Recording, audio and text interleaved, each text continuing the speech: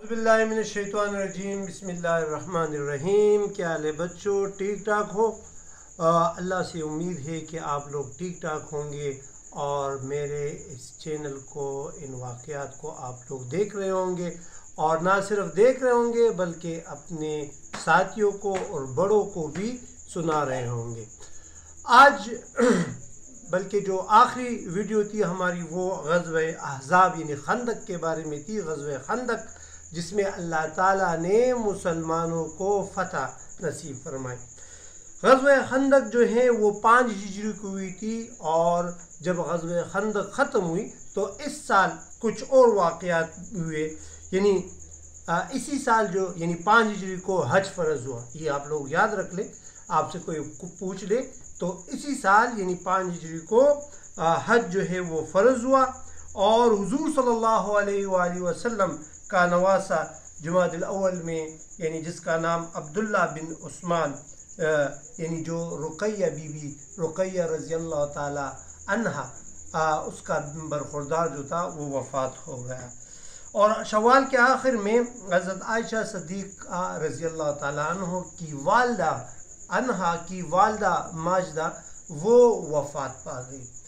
और इसी साल ज़िलक़अदा में ज़ैनब बिनते जहश हुज़ूर सल्लल्लाहु अलैहि वसल्लम के निकाह में आ गई। हुज़ूर सल्लल्लाहु अलैहि वसल्लम के निकाह में ज़ैनब बिनते जहश जो है वो हुज़ूर सल्लल्लाहु अलैहि वसल्लम के निकाह में आई और उसी साल जो था मदीने में ज़लज़ला भी आया था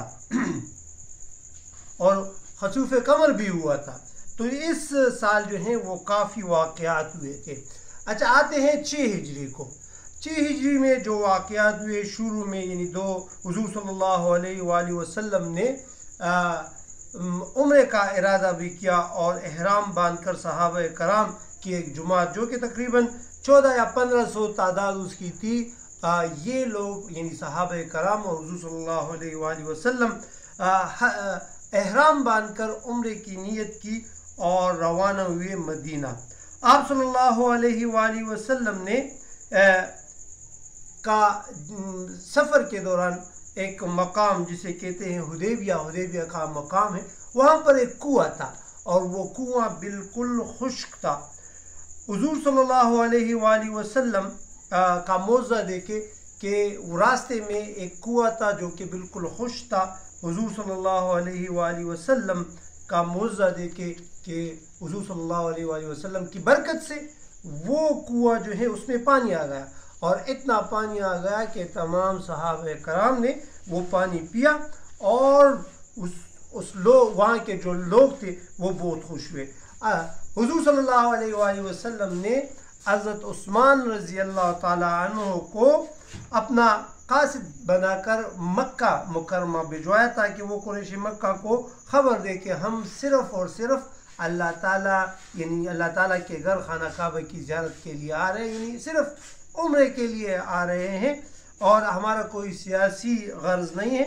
हज़रत उस्मान रज़ी अल्लाह ताला अन्हु जब मक्का मुकरमा पहुँचे तो कुफ़ारे मक्का ने हज़रत उस्मान रज़ी अल्लाह ताला अन्हु को रोक के रखा, लेकिन ये ख़बर मशहूर हो गई कि कुफ़ारे मक्का ने क्या किया। कुफ़ारे मक्का ने हज़रत उस्मान रज़ी अल्लाह ताला अन्हु को शहीद किया।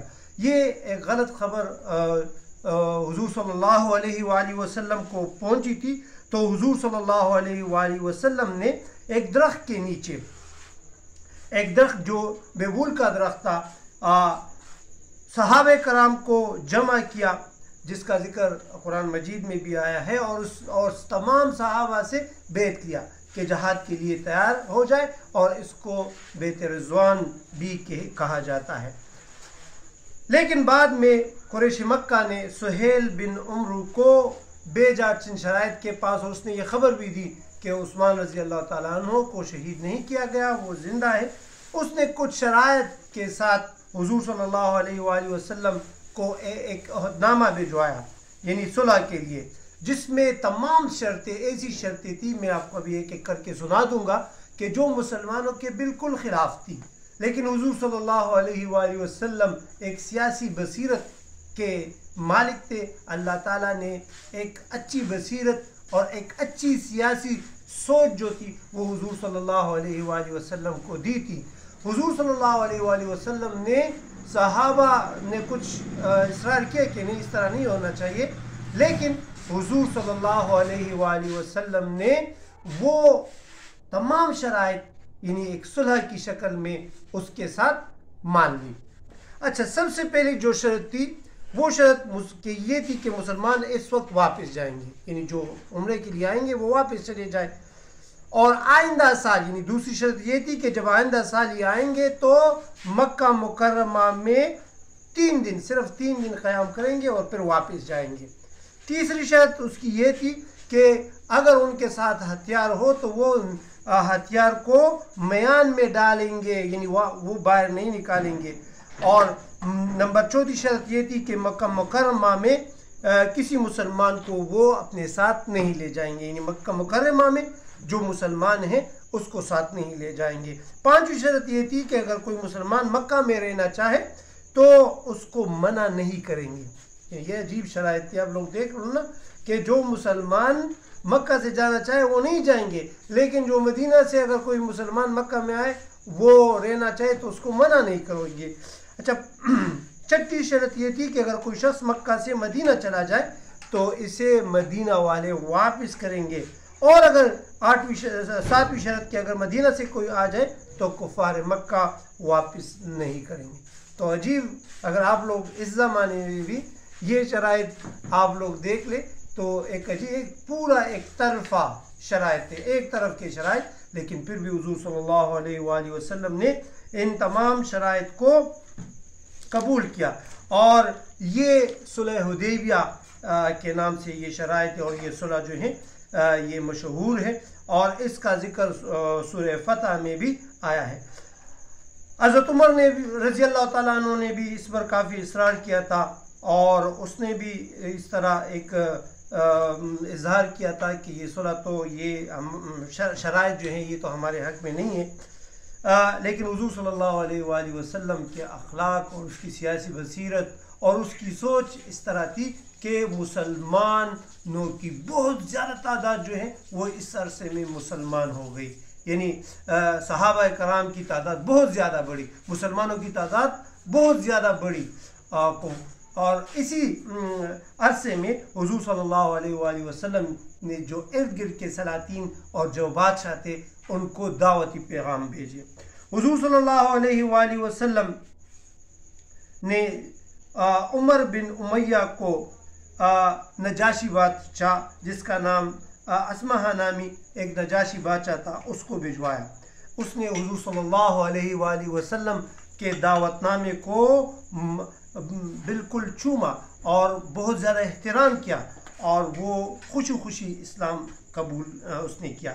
اچھا، دوسرا قاصد حضور صلی اللہ علیہ وآلہ وسلم نے جو دہیہ کلبی، جس کو ہرکل نامی شاہ روم کے بادشاہ، اس کو بھجوایا تھا۔ اچھا، یہ بادشاہ روم کا بادشاہ جو تھا وہ بھی اسلام سے جو کافی متاثر تھے، وہ بھی مسلمان ہونا چاہتے تھے، لیکن چونکہ اس کا رعیت تمام جو ہے وہ مسلمان نہیں تھے، کافر تھے، وہ اس کے ذہن میں یہ آئے گا کہ مسلمان ہو گیا تو مجھ سے یہ بادشاہت چھین جائے گی۔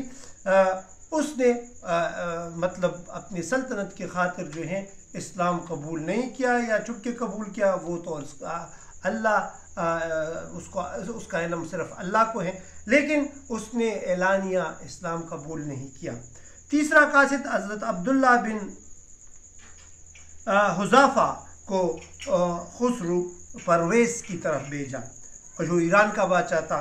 اس بدبخت نے حضور صلی اللہ علیہ وآلہ وسلم کا جو خط مبارک تھا اور اس کا نام مقدس، اس کی بہت زیادہ گستاخی کی، اور حضور صلی اللہ علیہ وآلہ وسلم کو جب خبر ہوئی تو حضور صلی اللہ علیہ وآلہ وسلم نے باقاعدہ اس کے لیے بد دعا کی کہ آپ کا سلطنت اسی طرح پارا پارا ہو، جس طرح آپ نے میرے خط کو پارا پارا کیا، میرے خط نامے کو پارا کیا۔ تو وہی ہوا کہ اس کے بھائی نے اس کو قتل کیا اور اس سے سلطنت چھینا۔ حضور صلی اللہ علیہ وآلہ وسلم نے سلطان مصر کی طرف بھی قاصد بھیجا، اور اس نے حضور صلی اللہ علیہ وآلہ وسلم کی کافی خدمت کی اور حضور صلی اللہ علیہ وآلہ وسلم نے کو کچھ تحائف بھی بھجوائے، اونٹ بھی بھجوایا اور کنیزہ بھی بھجوایا، یعنی ایک سفید خچر بھی تھا اس میں، یہ بھی بھجوایا، یعنی کافی خدمت کی۔ اچھا اس سال جو بہت زبردست بات ہوئی وہ حضرت خالد بن ولید اور عمر بن عاص کا اسلام لانا تھا۔ اچھا اس سے پہلے جتنے غزوات میں مسلمانوں کو رکاوٹیں ہوئی تھی وہ خالد بن ولید کیونکہ ایک سپہ سالار تھے، جس طرح جنگ احد میں ہوا تھا، تو جنگ احد میں خالد بن ولید نے پہاڑی کے پچھلے سے حملہ کیا تھا۔